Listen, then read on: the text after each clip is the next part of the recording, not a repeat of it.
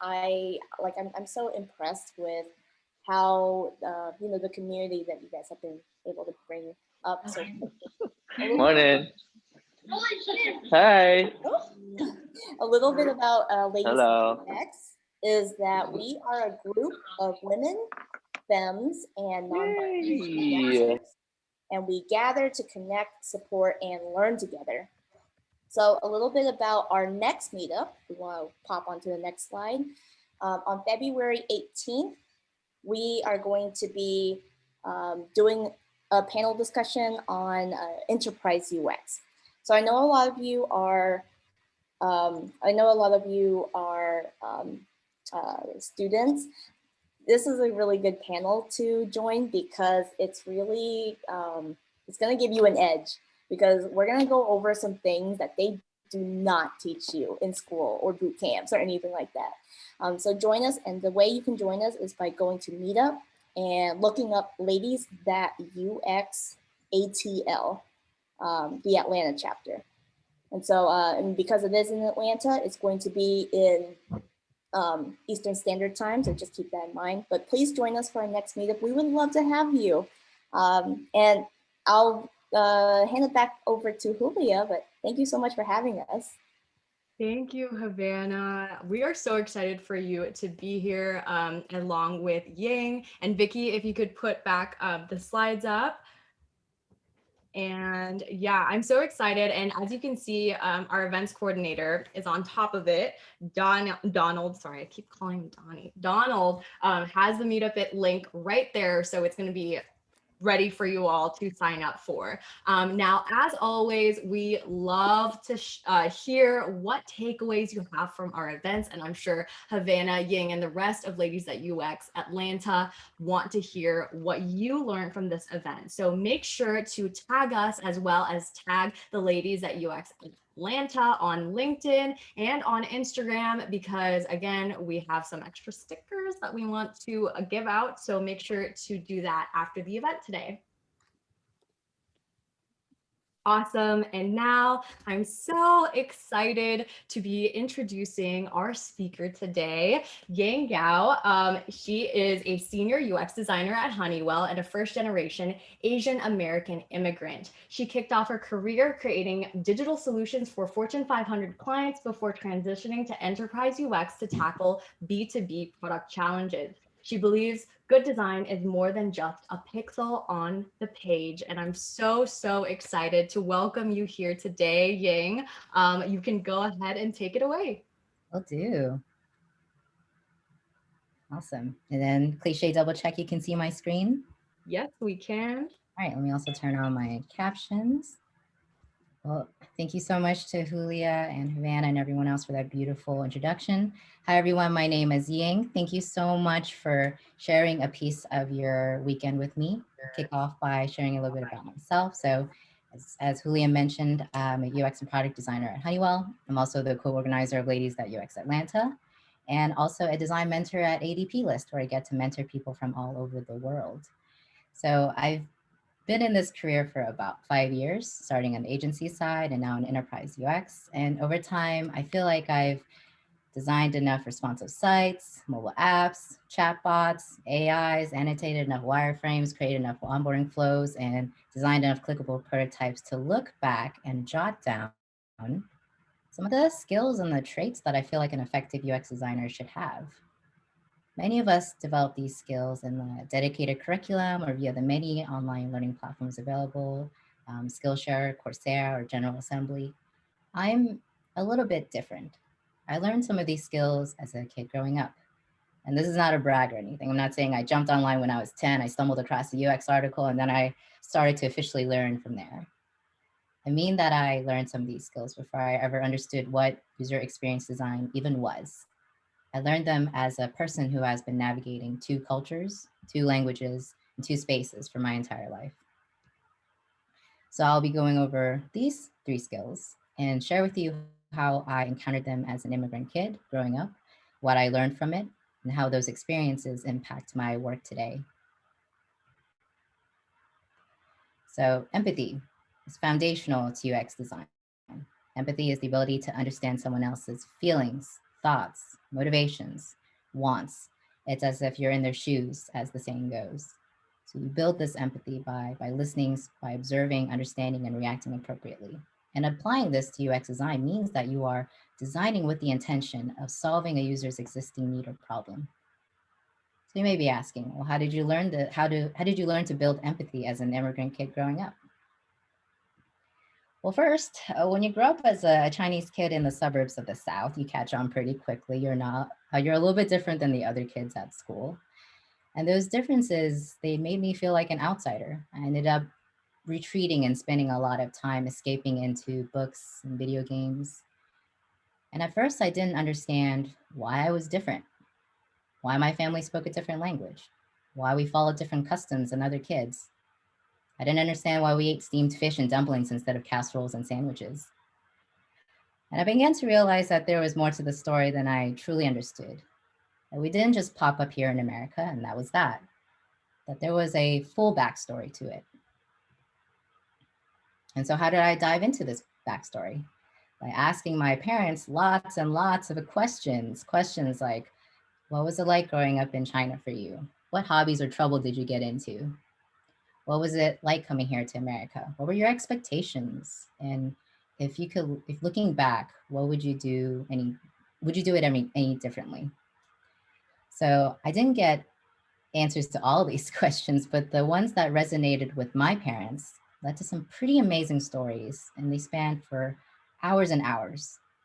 I felt like I got a clearer view into their thought processes, their motivations, their hopes, and their fears. And at the end of the day, it made me feel proud of them for being a young couple, not too much older than my age right now, deciding to up and move their kids to an unfamiliar land for just the promise of a better future. And it made me feel proud to be their kid, to be Chinese as well as American. So when I stepped into UX design and started working in this career, I see how that experience of learning my family story, with all of its nuances and complexities, it shaped the unique perspective that I have today, that open-mindedness, that patience, that empathy that I bring to the table in my job. This also influenced my love of user research in UX, whether this is facilitating collaborative workshops or conducting usability testing sessions. I get to hear the true thoughts, the feelings from people, like I did asking my parents all those annoying open-ended questions as a kid.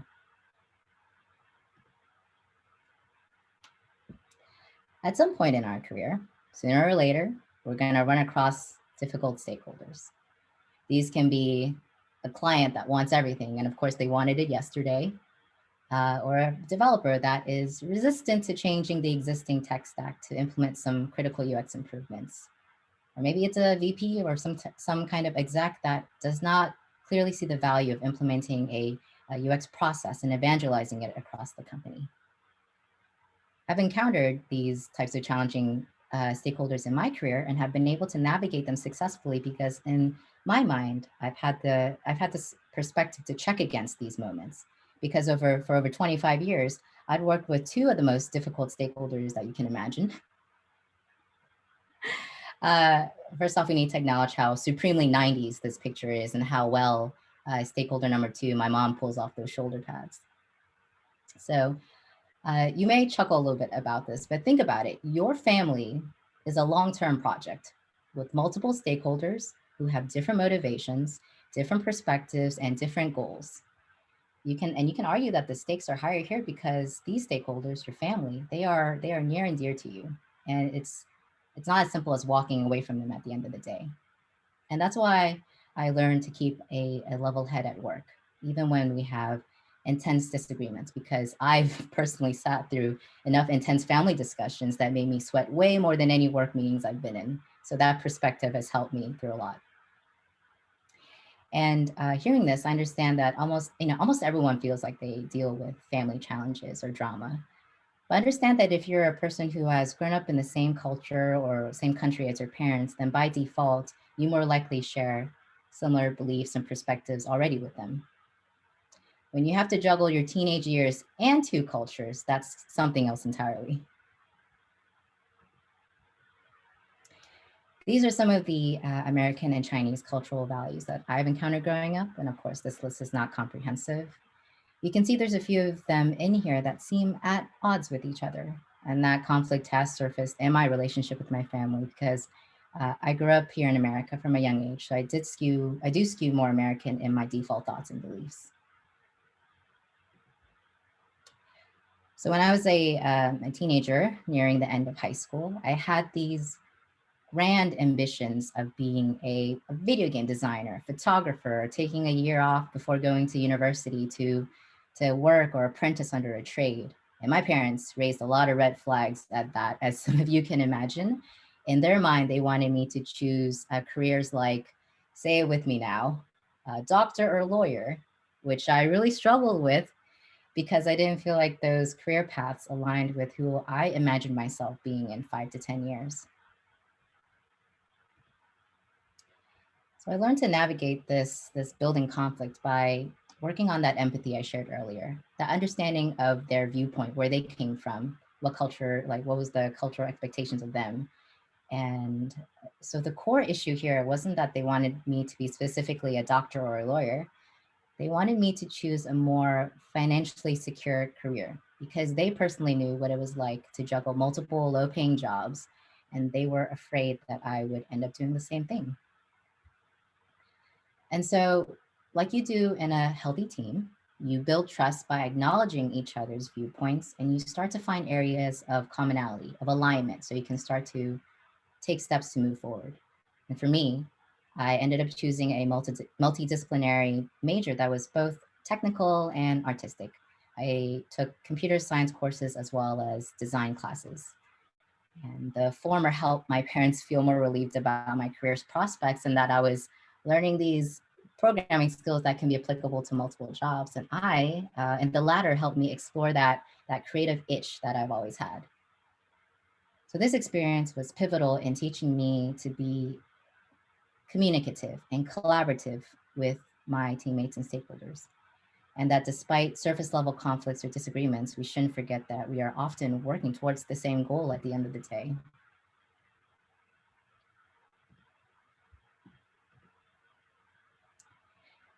When I say advocating for all users, I'm highlighting people who are not always equally considered or represented in the products or services that we design.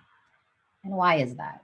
Well, honestly, part of it is due to business and product decisions, but it's also because as designers, it's easy, sometimes dangerously easy, to use our own biases and assumptions as the baseline for evaluating and executing on design. It's really easy to say, yeah, it's fine. I think this design works. I like it. Or yeah, to me, this feels intuitive and it didn't take me any time at all. But as designers, we cannot be proxies or stand-ins for our users without that solid user research data backing it up, because this ends up excluding users who may not look, think, process, talk, or act like you. For me, my parents are a healthy reminder for me to check my own biases, specifically when it comes to language abilities. If you've ever tried to teach yourself a language as an adult, you'll understand that it's noticeably harder and slower going than if you were a kid going through it. So for my parents who are not native English speakers, they had a lot of challenges picking up the unique grammar sentence structure, which means that they've had difficulty navigating through a lot of sites and apps in English, especially if the text on them require reading comprehension levels that are meant for someone who is more fluent or understands the cultural and casual lingo. So what did I do? I became their advocate. I used my ability to code switch from growing up to work closely with them in order to accurately be their voice and communicate their needs to the products and services that they interact with. I became not only their translator and their interpreter, I also became their medical and financial representative from a young age. So all these different data points helped me to build the comprehensive understanding of my parents as a group of users. So one essential service that everyone interacts with is their bank. Think about how often you use your banking app or website to check your balance, pay your bills, send money to someone for rent or for groceries. Now imagine if that banking app you use did not support English. How would that impact your day-to-day? how would you be able to navigate? You may be able to guess depending on if it had familiar UI patterns or some universal icons, but you'll most likely be lost, especially if you're the type of user who is part of a generation that grew up interacting with technology at a later age. And now imagine even when new features roll out, like a virtual assistant that makes the experience more conversational, it's only helpful for English speakers. So you feel ignored because it has no beneficial impact to you. And this is how my parents feel: frustrated and devalued because they feel like the company that designed this app made these feature decisions that did not truly consider users like them. And another thing is that their sense of autonomy decreases because they encounter these roadblocks and have to rely on me to complete something that they would consider a simple task. So these experiences are why I try to design it as if my own parents are the users. I bring them in my mind. And I know that's not always applicable, but it's like a healthy reminder to ensure that the navigation and interaction patterns I design are simple and intuitive to use. So I'll ask myself gut check questions like, hey, if I put this prototype in front of my mom, would she be able to navigate around it or successfully complete a core task? Or is this language straightforward enough that she'd be able to understand? Or are there any UI elements on here or any animations, anything here that is difficult for her to perceive with her worsening eyesight?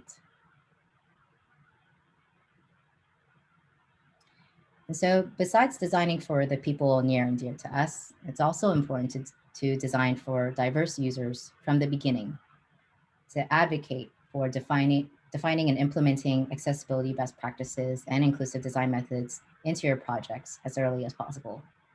And there are so many helpful resources and guides out there now to help us, like this persona spectrum from Microsoft's Inclusive Design Toolkit. I love that this teaches me to think beyond the conventional understanding of what disability means and to be aware of how these biased assumptions can lead to experiences and touch points that end up excluding many people. And so all of this has taught me that there aren't many industries out there where we get to apply so much of our creativity, our empathy, and our heart into this craft, into this career, where the guiding purpose essentially is to make people's lives easier. And each of us has our own unique individual experiences that impact and influence our UX journey, whether we realize it or not. And that's why, as a community, I feel like we should strive to support, to bring in, to mentor, to amplify, and to promote into leadership people with different backgrounds, different experiences and skill sets, because that diversity is such a superpower in breaking up groupthink. It encourages teams to have uncomfortable but needed discussions about these implicit biases. It prompts questions like, hey, whose perspectives are we not considering? And more importantly, what's going to be the long-term impact if we don't consider them now? So these are really are the necessary discussions we should be having in order to grow better and more diverse teams that drive these richer, more inclusive experiences for everyone. So that was a lot. We have a lot of work ahead of us, myself included, but I feel really confident about it because speaking from an immigrant's perspective, I know we can get the job done. Thank you so much for listening to my story. My goal for this talk is to get you to think a little bit about your own background, how you grew up, what struggles you've gone through, and realize that those lessons and skills make you yourself a better UX designer. If you'd like to connect with me, I'm on Twitter and LinkedIn. And once again, I want to thank you so much for sharing your time with me. That was beautiful. I felt like that was like a visual poem about like just like an extreme extended metaphor. I was like in my head, oh my gosh, that's amazing. That was so well that was articulated so well. And I don't know if you were able to see, Ying, but there was so many people in the chat constantly saying like, yes, that's me. I feel that. Like so many people were able to empathize with what, you know, these things that you were talking about, these experiences that you had. And it's just awesome to be able to know that, you know, I feel like a theme is like, we're not alone. There's someone that said like, I'm in my 30s and still having this conversation with my parents or these tough conversations. And I think that it's so amazing that you're able to put that in such a like well-designed slide deck. Of course, we don't like expect any less from you. And it's just so amazing that you're able to share your story. So thank you for being so open and sharing your story today. I'm sure as a fellow immigrant kid, I feel very empowered and very happy to know that I'm not alone. So thank you for that. Yeah, of course. It wasn't until really recently where I thought of like connecting my past and my current career like this, especially it's very easy to like dismiss for me like my parents' culture because it's different. But when you really think about it, there's so many core similarities, like core wants that a parent would want for their kid, no matter what culture or country that they grew up in. It's really finding those similarities and really kind of diving deep into it. And the the thing that kicked off this talk was like I had come home and realized like, man, they had a lot of tough meetings today with like leadership, with work, but somehow I don't feel as stressed about it because it's like I've had, those tough family meetings where we're discussing some pretty high stakes things that involve our family. It impacts us long term. Yeah. And it really helps to have that perspective. Yeah, that's awesome. When you mentioned that, like the fact that you've already had these like really heavy conversations with your parents, I look back to the conversations I've had with my parents and I'm like, wow, I can get through any interview I want to. Like, I can think about that. Yeah, it's kind of good. It's like a double-edged sword. It's good and bad, but it is help. It does help, right? Especially when we're pursuing a UX career or navigating through it to be swept up if things don't go your way or you encounter conflict, and you might pause and think like, well, maybe I've actually encountered something that's equally difficult, and you've been able to navigate it with no problem. So this is no different. Like you'll be able to get through it.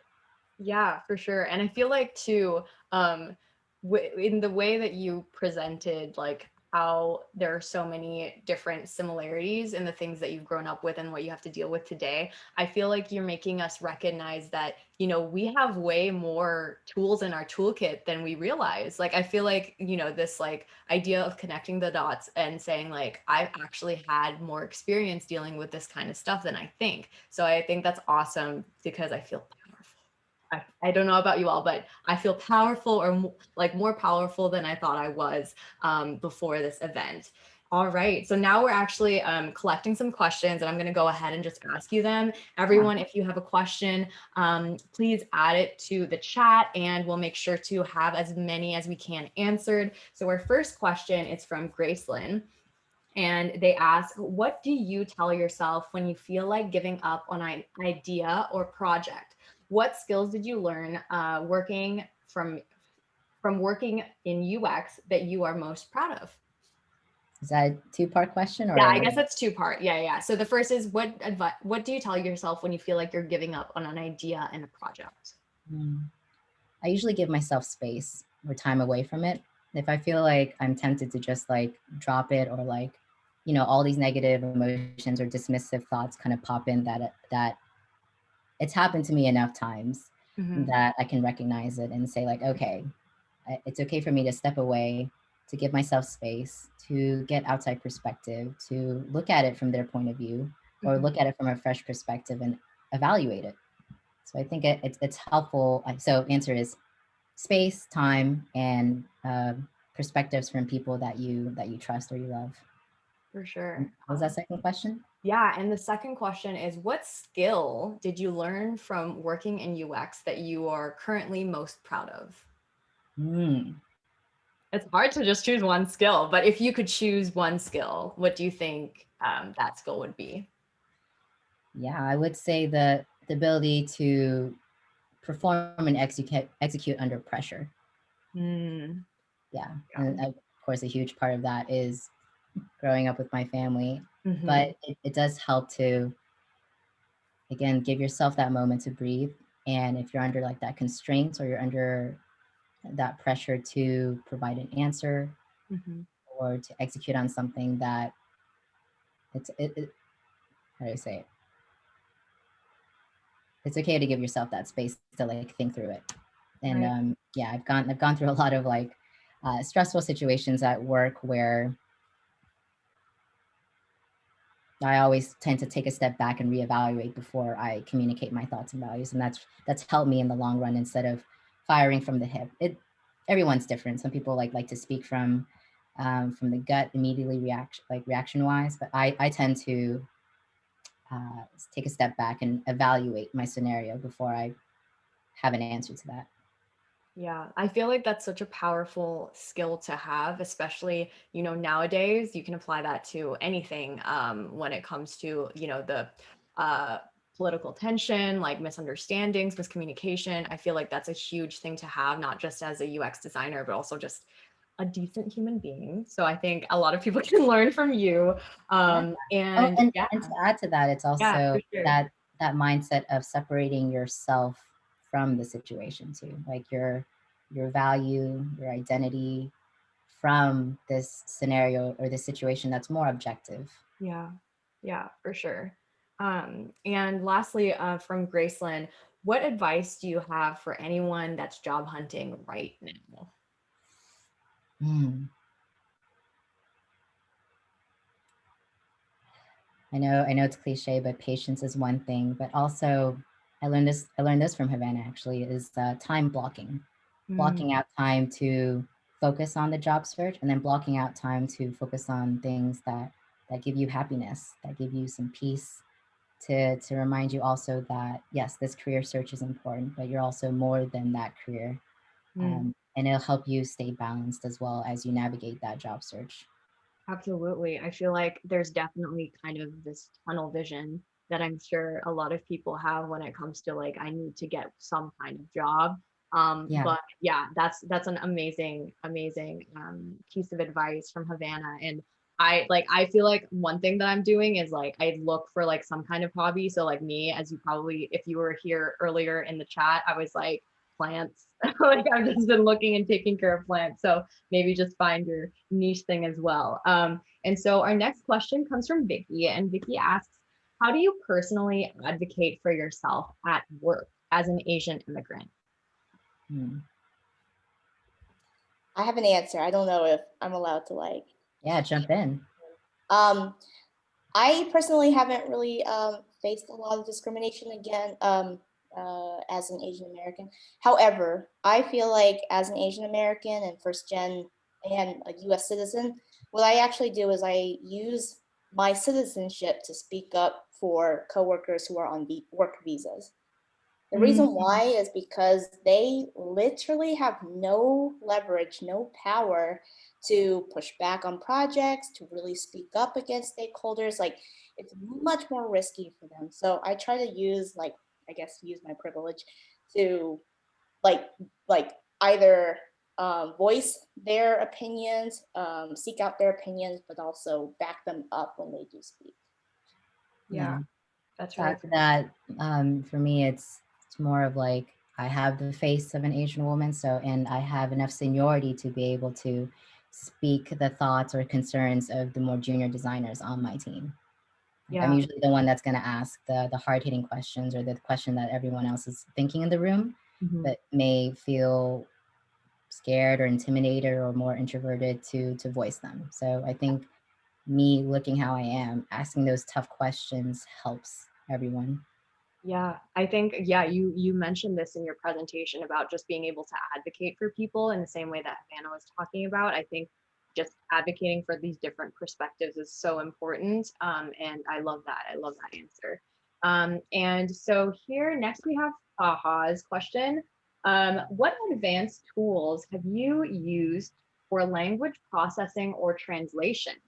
And have you had experience with natural language processing applications in your projects? Hmm.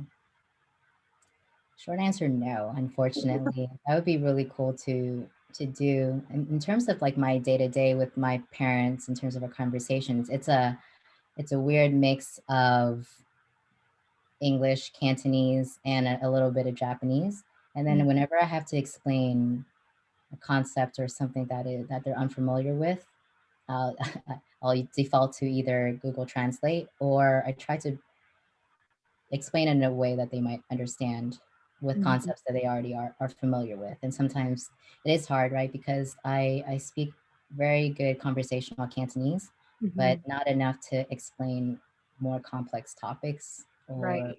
yeah, things like that. So it's hard. I think that's something that Havana and I talk a lot about, is that when we grow up in a different country, it's like we are kind of essentially cut off from being able to have those deeper level discussions with our parents. That's Mhm. more, an example could be like existential, or like less focused on like the day to day, but more like these deeper issues. It's like I recognize I won't be able to have those conversations with my parents. Right. That's kind of, yeah. Yeah, yeah, no, for sure. Awesome. And then I have another question here. And the question is from Franklin. Franklin asks, "What is your Zoom background? Looks hecka groovy." That's first So question. okay, let me, I can only remember one at a time. So when the pandemic started, I know, everyone was using Zoom. I didn't like the default backgrounds, and so I essentially Google search art museum Zoom backgrounds. And so this, I think, is from the Met. This is Oh, I think it's called the Night Symphony. But a yeah. lot of these art museums have released beautiful backgrounds of like famous paintings or exhibits that they're well known for, like Mm, Monet, that you can just turn into your I background. love And that. as a designer, I was like, oh yeah, it's so symmetrical. So Yeah, no, that's awesome. All right. Well, that's Franklin's first question. Their next question is, what's a way that you're hoping to grow in, or in the process to grow in, as a designer? Technically, philosophically, however ways you want to grow. mm, design, how do you say it? Culturally, like Mm, building the design community culture. mm, And that's what drove me to be part of design communities like Ladies at UX Atlanta, mhm. or Amazing Design People List, is that I've always loved being part of a group where the mission or the intention is to just better people. Nice. That's awesome. That's great. And so that was a really great question, Franklin. The next question comes from Tiffany, and they ask, would you ever go back to agency life, or stick with enterprise and or corporate, and why? Yeah, I've talked about this too.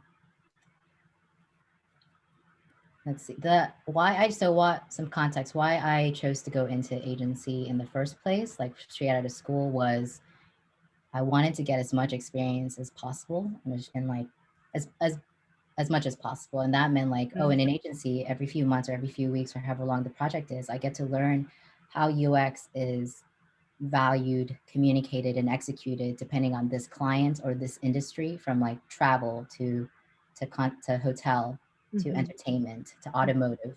So it was good to see just like UX in the context of these different industries, so that if I ever chose to go into any of those industries, I could have a perspective on what that would be like.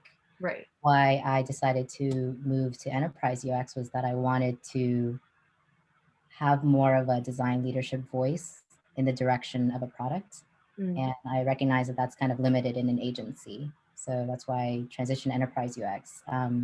Like Havana said earlier about our upcoming topic on enterprise UX, there's a lot of complex but really interesting topics to explore here. And where we are in Atlanta, a lot of UX jobs are enterprise related. So we're also trying to build that discussion and that knowledge base for the broader design community.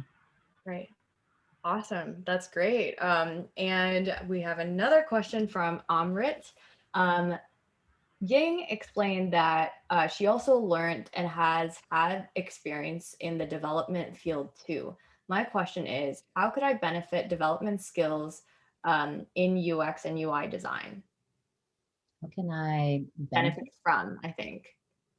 Ooh, well, first Mhm. thing is that if your role is like a designer researcher, that means your collaboration and handoff with engineers on your team is going to be so much smoother, right? You share similar understanding of concepts, how you impact each other.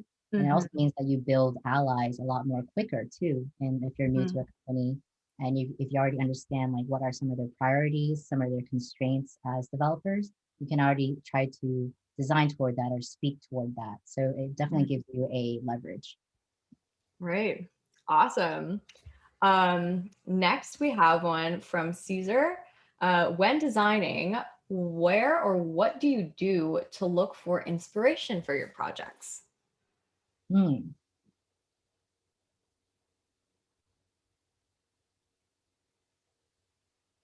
I think outside of the usual like UX design spaces online, that's why I think it's important to develop these hobbies or interests that may not necessarily be design related because you don't know what type of inspiration is going to come out of it.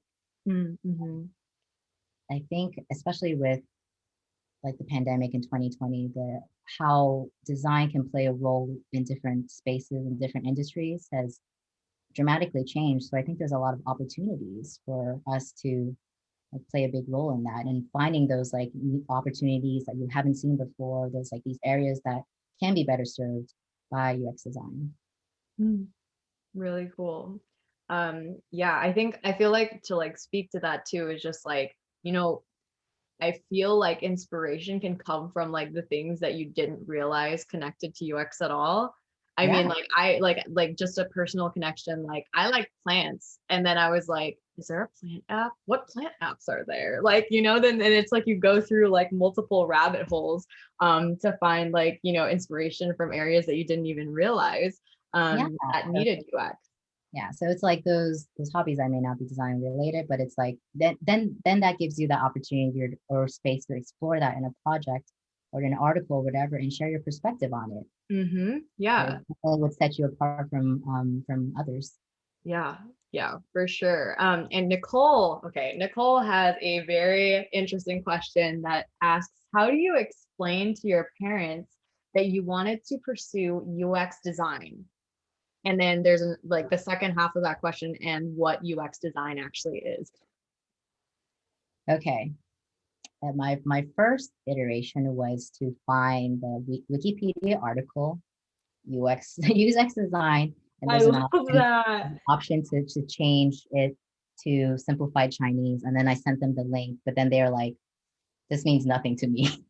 Second iteration is like whenever they are interacting with an app that they do enjoy, and for my parents, it's like WeChat or something, and they do something really quickly, or like there's a moment of delight, then I can be like that is something that I do. Like I create that moment or I create that streamlined experience for you to provide what you want or to help you achieve that task. So tying it to like any type of technology or app or product or service that they already interact with and then say like, hey, you're impacted by it. Someone else designed that intentionally. It wasn't random. Mhm. That's what I do.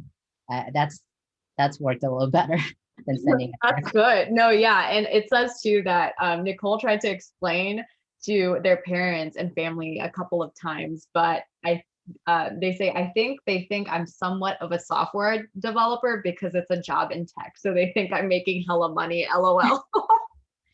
So Nicole, it's up to you if you want to like add on top of it, or it's like if the narrative is working well for you, then yeah, to continue with that assumption that you're a software developer. There's enough similarities there, I think. Yeah. That's funny. Oh, okay. And then now Tiffany asks, how do you explain UX design in Cantonese? Oh, like It how do kind I of, I say guess, it? goes with that. Um, well, first off, I failed out of Chinese school as a kid. I tell people I'm terrible at being Chinese because I can't really read or write Mandarin or like written Chinese. I know more Japanese than I do Mandarin. But someone did like there is an article on there. There was another person that linked to me like this is how you translate UX design into written Chinese. I was like, thank you. Let me copy paste that somewhere, and then I lost it. Oh, oh my gosh. This is where search history comes in. Yeah. At this point, so my brother is also a UX designer. At this point, it's enough for my parents to think we're computer people. They're like, they've made it. it's fine. We can breathe a sigh of relief. They're going to be able to like live and not, so it's like, all right, it's fine. We're computer people, we're IT people. So Yeah. it's whatever serves Yeah. your relationship or your purpose with your family. Right. Yeah. I like how you kind of worded it in a way that's like whatever narrative, applies to you, like that's how you should say it. So there's not like a cookie cutter explanation, which I feel like is something we can definitely take away from this. Because we Yeah. have our own ways to Yeah. cook cookies. And for my parents, they are getting old. So it's also like there's only so much new concepts and things to introduce to them. So it's Yeah. like more of like, as long as they feel like you're happy or you're productive, or it's really up to you to, like, at the end of the day, it's up to you as an adult to define your relationship, your boundaries, your communication style with your parents. Yeah. Yeah, for sure. And like, again, basically like dittoing to everything you said in this presentation. Like once you learn that and how to explain it to your parents, imagine all the other people that you can explain this to. So that's awesome. And now we have a few more questions. One is from Kathy, and Kathy asks, in what ways have Eastern values such as collectivism, respect for elders, and focus on education influenced you as a first generation Asian American designer? And that the value of like collectivism, or like the benefit of being a part of a community, I think is why I, like I said earlier, am driven to joining communities in design. Is like, I know I'm the type of person that if I don't know something, or if I'm stuck, I always look for external resources or external inputs. And I think that's like part of like seeing my parents like interact with our extended family, and really seeing the truth to the saying of like, it takes a village to raise a kid. Like it really does like equalize the hardship amongst a group of people if you share the responsibilities or share perspectives and input, more than just like one individual trying to go at it. Right, for sure. Yeah, no, for sure. And I think I'm curious too what you think of I think Kathy mentioned two other things, which is like respect for elders and focus on education. Have any of those two values affected the way in which you conduct your work in UX? Let's see, the respect for elders. Yeah, I tend to, I think the respect for elders that factors into the open-mindedness and the empathy. When I meet somebody, just going to assume the best until like proven otherwise. Right. Or just whenever they say something that I don't agree with, or there's any situations that doesn't align with me, that I give it the space to understand why, the rationale behind it. Yeah, for sure. That's awesome. And Angela has another question, and they ask, have you seen different requirements for UX designers for enterprise companies versus consumer identities? Consumer. Yeah, I think for enterprise, it's like not always a requirement, but it's valued if you do have some experience working in either in-house products, or like in general working in that space. Havana, do you have some additional thoughts on that? I'm so sorry. What was the question? Yeah. It says, they asked, have you seen different requirements for UX designers for enterprise companies versus consumer industries? I don't think so, because people don't. I think the people who like make the requirements, they don't always know the little nuances between enterprise and consumer. I would think with consumer, my assumption is that visual designs are much more important, strong branding skills, since it is going to be consumer facing. That's my hunch. And I think some of the more product strategy skills are more helpful in enterprise, maybe. Well, maybe that's not true. No, scratch that. The answer is it depends too, and I think those differences do pop up for more like mid to senior roles, but like entry levels should be very like similar across the board. That's true. I think one thing that I've noticed too, Havana was touching on this a little bit, like sometimes the people who write these job requirements don't even know exactly what they're asking for and looking for. I've seen many memes on LinkedIn. So Yeah. yeah, for sure. Awesome. Also from Angela. Also random, but I love Ying, I love your glasses. And I'm curious where they're from. Oh, it's let me see if iBuyDirect.com. These babies for $50 with prescription. I love them. I love how you added it to the chat too. I feel like I Buy Direct, please sponsor us. I feel like that's funny. Looking at tweets all day. Yeah, for Such sure. awesome question. Thank you so much for again sharing your time, and this is awesome to hear from everybody. Yeah, absolutely. I am so, so grateful for you, Yang and Havana, and for Ladies at UX Atlanta for just taking the time to be with us today. And of course, we're also grateful for everybody else that is spending their Saturday and or Sunday, depending where you are, just talking about UX design, talking about our experiences, and just really being a community together.